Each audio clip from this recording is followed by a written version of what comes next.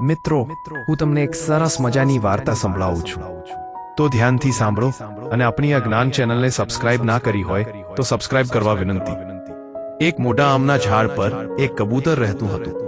તેનો માળો ખૂબ સુંદર અને સુરક્ષિત હતો.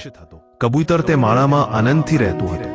એક દિવસ કબૂતર પોતાના એક મિત્રને મળવા માટે દૂર દેશે ગયું. તે મિત્ર સાથે સમય પસાર કરતા કરતા ઘણા મહિના વીતી ગયા, પરંતુ કબૂતર પાછું ફર્યું નહીં. આ દરમિયાન એક કાગડો ભટકતો તે આમના ઝાડ પાસે આવી પહોંચ્યો. તેને ઝાડ પર આવેલો માળો ખૂબ જ ગમ્યો.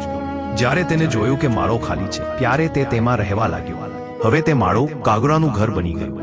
થોડા સમય પછી કબૂતર પાછું આવ્યું. તેને જોયું કે તેના માળામાં કાગડો બેઠો છે.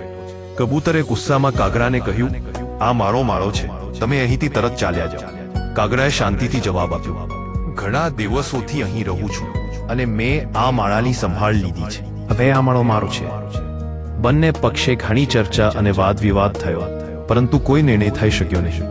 અંતે કાગડાએ કહ્યું, આ વિવાદનો નિર્ણય આપણે બે જણા નથી કરી શકતા. આપણે કોઈ ત્રીજા વ્યક્તિની મદદ લેવી જોઈએ. કબૂતરને આ વાત યોગ્ય લાગી. હવે પ્રશ્ન હતો કે કોની પાસે ન્યાય માંગવો.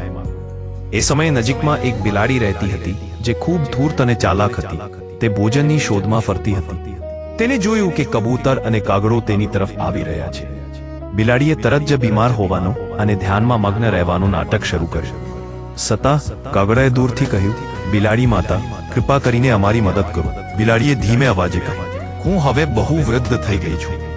મારી સાંભળવાની શક્તિ ઓછી થઈ ગઈ છે. તમે બંને નજીક આવીને તમારી સમસ્યા કહો, જેથી હું યોગ્ય ન્યાય આપી શકું.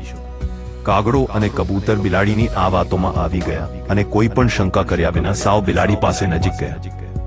જેમ જે તેઓ નજીક પહોંચ્યા, બિલાડીએ પોતાની ચાલાકી બતાવી અને એક પછી એક બંનેને પકડીને ખાઈ ગઈ.